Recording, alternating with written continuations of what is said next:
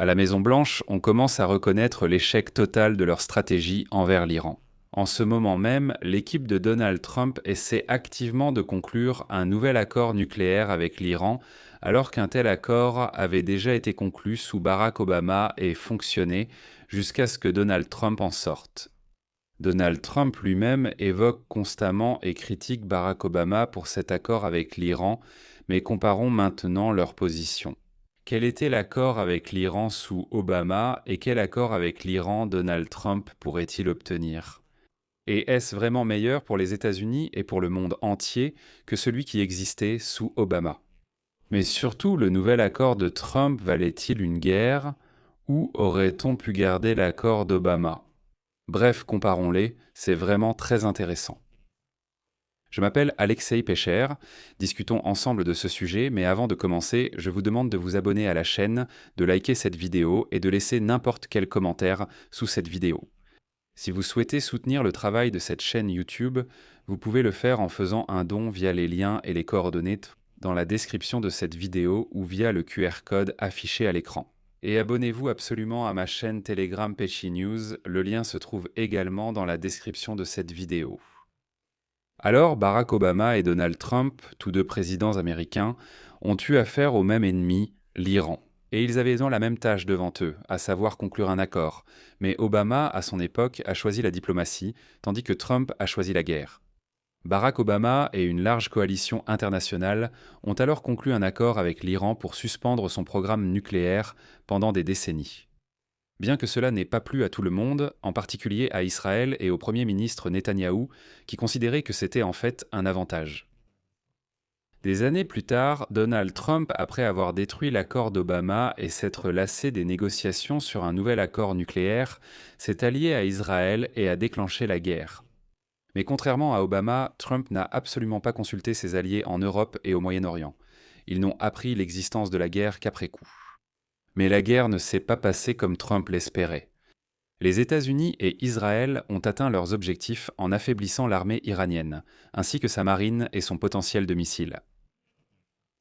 Mais les matériaux nucléaires iraniens se trouvent toujours dans le pays, et la République islamique a pris le contrôle du détroit d'Ormuz, obtenant ainsi un nouveau levier d'influence sur toute l'économie mondiale.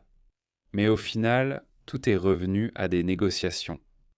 Trump parle rarement de l'Iran sans critiquer Barack Obama et l'accord nucléaire de 2015 officiellement connu sous le nom de Plan d'action global commun. Le 26 mars de cette année, Trump a déclaré à propos du PAGC, je cite, « Barack Hussein Obama, ce qu'il a fait en concluant avec eux l'accord nucléaire avec l'Iran, leur a donné les coudées franches en matière d'armes nucléaires. En fait, il a choisi l'Iran plutôt qu'Israël et d'autres pays qui ne le voulaient tant pas. » Le 6 avril, Trump a de nouveau répété exactement le même discours, disant qu'Obama avait conclu un accord nucléaire qui était bénéfique pour l'Iran, mais absolument pas pour Israël. Trump aime aussi raconter qu'en avril, lorsque l'accord d'Obama a été signé, les États-Unis ont envoyé en Iran un avion avec une grosse somme d'argent liquide. Il s'agissait de 400 millions de dollars en cash. C'est effectivement arrivé, mais il s'agissait de l'argent de l'Iran, qui avait été gelé auparavant en Occident. Donald Trump présentait cela comme si, soi-disant, l'administration Obama avait envoyé 400 millions de dollars en liquide dans des valises aux Iraniens pour qu'ils signent l'accord. En avril, Donald Trump a affirmé que l'Iran avait pu gagner des milliards grâce à la vente de pétrole, et Trump aime aussi reprocher cela à Obama. Mais tout cela pourrait finalement s'avérer insignifiant comparé aux droits de passage que l'Iran pourrait exiger pour mettre fin à la guerre. Ces nouveaux fonds pourraient inclure des droits perçus sur les navires traversant le détroit d'Ormuz, de l'argent provenant des avoirs débloqués, et bien sûr des revenus issus de la levée des sanctions. Et, je vous rappelle, Donald Trump, qui a tant critiqué Obama pour avoir levé les sanctions contre l'Iran, a déjà, dans le cadre de la guerre, levé les sanctions sur le pétrole iranien. Dans le cadre de la guerre, ni avant ni après, mais pendant la guerre. Mais qui avait-il donc dans l'accord d'Obama avec l'Iran? L'accord a été signé par l'Iran, les 5 membres permanents du Conseil de sécurité de l'ONU, c'est-à-dire les États-Unis, la Chine, la Russie, la France, le Royaume-Uni, ainsi que séparément par l'Allemagne et l'Union européenne. Il est donc inexact de dire que c'était seulement l'accord d'Obama. c'était celui de tout l'Occident collectif et du Conseil de sécurité de l'ONU. Dans l'accord, l'Iran s'est engagé à limiter ses ambitions nucléaires et à restreindre l'enrichissement de l'uranium, et de permettre aux inspecteurs internationaux de l'AIEA de mener des inspections sur ses sites, en échange de la levée de certaines sanctions sur ses richesses pétrolières et du dégel des avoirs iraniens gelés. Le Premier ministre israélien Netanyahou était alors tellement préoccupé par cet accord qu'en 2015, il s'est même adressé au Congrès américain pour demander l'annulation de la signature de ce document. Finalement, Trump a retiré les États-Unis de cet accord en 2018 pendant son premier mandat présidentiel. Bien que d'autres pays aient tenté de poursuivre leur participation à l'accord, l'Iran a finalement violé ces conditions et l'accord a échoué, malgré les tentatives de reprise des négociations aussi bien de la part de l'administration de Joe Biden que de celle de Trump, mais lors de son second mandat. Trump a déclenché la guerre contre l'Iran après l'échec des négociations sur un nouvel accord nucléaire. Et maintenant, après plus d'un mois de guerre active, Trump essaie à nouveau de conclure son propre accord avec l'Iran. En bref, on est de retour aux négociations. Et il est important de noter qu'en 2018, lorsque Trump a retiré les États-Unis de l'accord, l'AIEA et, ce qui est très important, la communauté du renseignement des États-Unis sont arrivés à la conclusion que tant que l'accord d'Obama était en vigueur, l'Iran ne cherchait réellement pas à développer des armes nucléaires et respectait globalement les restrictions prévues par l'accord, bien qu'il continuait à soutenir des groupes terroristes et à conserver des capacités de développement de missiles balistiques. C'était un accord fragile, mais il fonctionnait.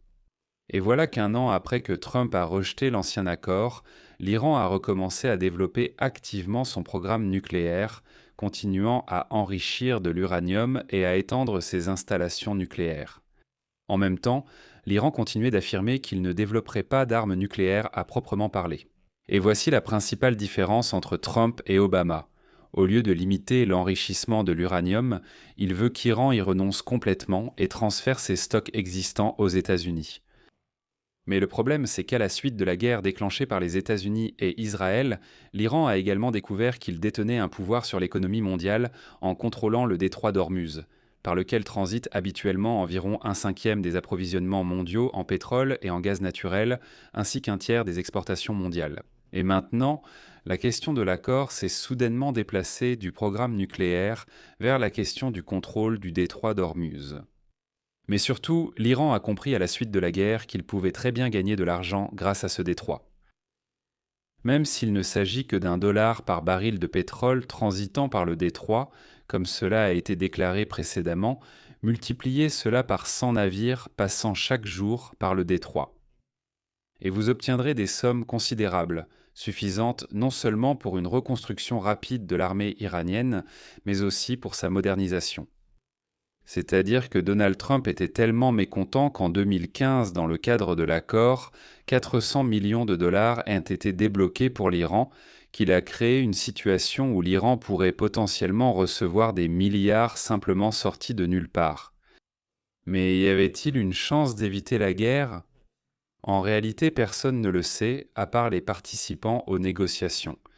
Mais la veille du jour où Trump a déclenché la guerre, Al-Busaydi, le médiateur omanais lors des négociations, a déclaré que l'Iran avait accepté de renoncer à ses stocks d'uranium enrichi, réduisant de façon irréversible le niveau d'enrichissement en dessous du seuil actuel, qui était proche de celui nécessaire à la fabrication d'une arme nucléaire. Preuve que l'Iran était prêt à céder. Il disait « D'accord, actuellement nous enrichissons à 60%, nous allons baisser ce seuil, nous n'enrichirons plus autant, et pour celui qui est déjà enrichi à 60% d'accord, prenez-le, mais dans l'ensemble, nous ne voulons pas renoncer à l'idée de l'enrichissement. Nous baisserons le niveau, l'AIEA vérifiera, etc. » Mais là, il y a une idée intéressante. Le même fonctionnaire omanais et d'autres responsables ont ensuite raconté que l'envoyé de Donald Trump, Steve Witkoff, a déclaré que l'Iran estime avoir un droit inaliénable à l'enrichissement et, par conséquent, ne fait aucune concession. C'est ainsi qu'ils l'ont perçu.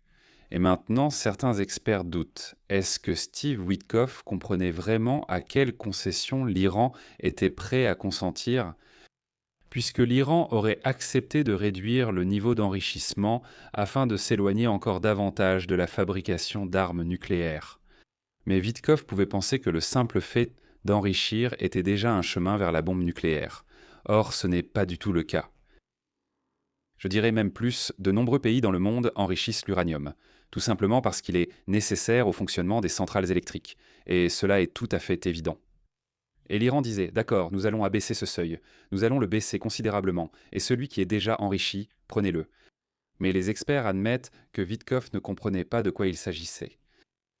Et voilà, 40 jours de guerre passent, et le régime à Téhéran continue de dire « l'Iran a le droit légal d'enrichir l'uranium » pour un programme énergétique qui ne prévoit pas la création d'armes nucléaires. Quel est le résultat? Eh bien, comme sous Barack Obama, le régime à Téhéran insiste sur la levée des sanctions concernant le pétrole iranien, ce que Trump a déjà fait temporairement, d'ailleurs. Mais maintenant, l'Iran voudra également formaliser son contrôle sur le détroit d'Ormuz, et cela signifie que le régime pourrait obtenir plus de pouvoir qu'auparavant. Et même plus qu'avant l'accord de Barack Obama lui-même, que Donald Trump critique tant. Je vais m'arrêter là. Donnez votre avis et vos conclusions dans les commentaires sous cette vidéo, abonnez-vous à la chaîne, activez la cloche et n'oubliez pas de mettre un like si vous voulez soutenir le travail de cette chaîne YouTube. Vous savez déjà ce qu'il faut faire, vous pouvez le faire via un don. Tous les liens et informations nécessaires se trouvent dans la description de cette vidéo ou via le code QR affiché à l'écran. Et n'oubliez pas de vous abonner à ma chaîne Telegram Pechenew, le lien se trouve dans la description de cette vidéo. Nous publions des actualités en temps réel dès qu'elles arrivent. C'est tout pour aujourd'hui. Prenez soin de vous. À bientôt à tous.